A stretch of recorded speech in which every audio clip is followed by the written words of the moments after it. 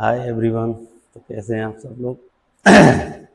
देखो भाई, पहला ब्लॉग है या पहली वीडियो है। एडिट करने का एक्सपीरियंस नहीं है और इतना जानता भी नहीं हूँ, इसलिए कुछ भी गलती हो जाए तो मजाक मत उड़ाना।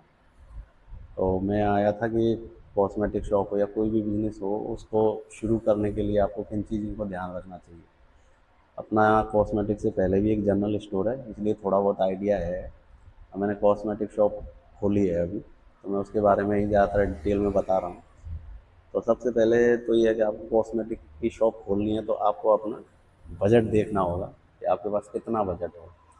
चाहे वो 60,000 हो, 70,000, 80,000, 1 लाख, 1.5 लाख, या जितना भी हो, क्योंकि उसी के हिसाब से जो भी काम है वो आगे उसी हिसाब से काम होंगे। बजट तय करने के बाद आपको अपना शॉप देखना है और लोकेशन देखनी है। अगर आपकी शॉप मान लो मार्केट में है तो फिर तो कोई परेशानी है ही नहीं। मार्केट में अधिकतर शॉप चली जाती हैं, लेकिन मार्केट में भी कुछ एरिया ऐसे होते हैं जहाँ पे क्या है, अधिक क्राउड रहता है कस्टमर का। तो उस चीज़ को ध्यान रखना। अगर आपने शॉप कॉलोनी में लेनी है या कॉलोनी में चलानी है तो कुछ चीज़ों का ध्यान रखना कि जैसे जहाँ पे आप शॉप लेने जा रहे हैं तो वहाँ ग्राहकों की आवक जावक, मतलब लेडीज़ की भीड़ भाड़ हो, और उसके लिए ज़रूरी है कि उसके आसपास कोई जैसे मंदिर हो, गर्ल्स कॉलेज हो, चलता हुआ रोड हो, कुछ ना कुछ ऐसा होना चाहिए।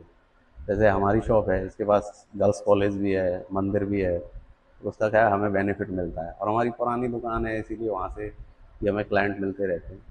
और वो पहला हो गया कैपिटल, यानी आपको पैसे की व्यवस्था। दूसरा जगह फाइनल करना है, और हर चीज़ में हर चीज़ को ध्यान में रखने के बाद मतलब तीसरा स्टेप ये होगा कि आपको अपने पैसे को इन्वेस्ट किस किस जगह करना है। जैसे मान लो आपके पास 1 लाख रुपया है, तो आपको ये ध्यान रखना पड़ेगा कि फर्नीचर में कितना लगाना है, सामान कितने का लाना है, ऐड कितने जगह करना है।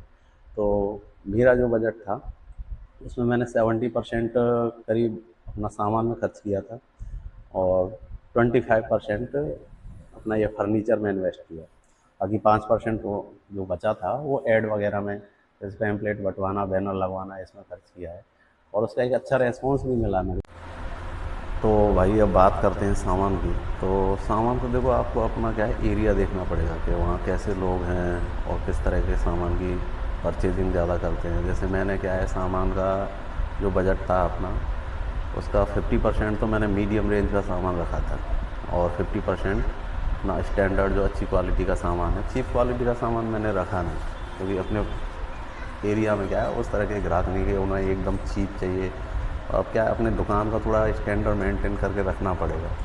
हालांकि मैं तो ये कहूँगा कि आप किसी की भी बात ना माने। अपने एरिया में जहाँ पे आप शॉप ले रहे हैं, वहाँ के एरिया के आसपास जो भी लोग हैं उनके बारे में आपको पता रहेगा या पता चल जाएगा, तो उसी हिसाब से अपना सामान रखें। और जैसे मैंने दो हिस्सों में ये बांटा है कि एक मीडियम रेंज और एक अपर रेंज। आप अगर कस्बे में हैं तो आप इसमें 3 रेंज भी कर सकते हैं। 3 रेंज मतलब एक चीप क्वालिटी का सामान, मीडियम रेंज और एक हाई रेंज। अब उसके बाद आपने इसे शॉप फाइनल कर ली, सामान ले लिया, जमा लिया, और इसके बावजूद भी कुछ छोटी छोटी चीज़ें हैं जो एक शॉप को चलाने में काम आती हैं, स्पेशली कॉस्मेटिक शॉप को। जैसे कि आपके शॉप पे आपके मेल फ्रेंड वगैरह हैं, उनका आना जाना कम हो, आप अपनी दोस्ती निभाइए लेकिन शॉप से बाहर। क्योंकि अगर जैसे मेल लोग हैं आपके जो दोस्त हैं, अगर आप जेंट्स हैं उनके लिए कह रहा हूँ, तो वो अगर आपकी शॉप पे खड़े रहेंगे तो लेडीज़ क्या ऐसी शॉप पे जाने से थोड़ा कतराती हैं, क्योंकि ये उनका क्या है, प्राइवेसी को थोड़ा भंग करने वाला मैटर हो जाता है। और इसके अलावा जैसे आपकी दुकान क्या है, साफ़ सुथरी होनी चाहिए। कॉस्मेटिक का मतलब ही है सौंदर्य। तो आपकी दुकान सुंदर दिखनी चाहिए, और लेडीज़ इस मामले में बहुत ज़्यादा चूज़ी होती है, उन्हें साफ़ सुथरा चीज़ें बहुत पसंद होती हैं। तो कोशिश करिए कि आपकी शॉप साफ़ सुथरी रहे, गंदगी ना फैले।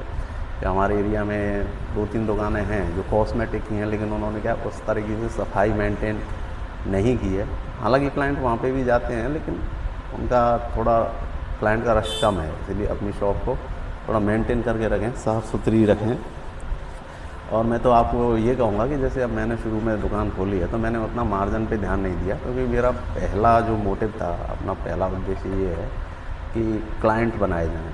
तो मैंने मार्जिन कम रखा है, और जिससे क्या है, ग्राहकों को लगता है, वो खुद ही कह के जाते हैं कि आपकी रेट अच्छी हैं, मतलब ज़्यादा ऊँची नहीं है, हायर रेंज नहीं है, मार्केट के कंपेयर में भी सही है रेट। तो सबसे पहले उद्देश्य आप ये मत रखिए कि मैं 1 महीने में, 2 महीने में कितना पैसा कमा लूँ, सबसे पहले आपको अपना क्लाइंट बेस बढ़ाना है, और क्लाइंट बेस बढ़ाने के लिए आपको रेट अपने ज़्यादा अपर नहीं रखने हैं।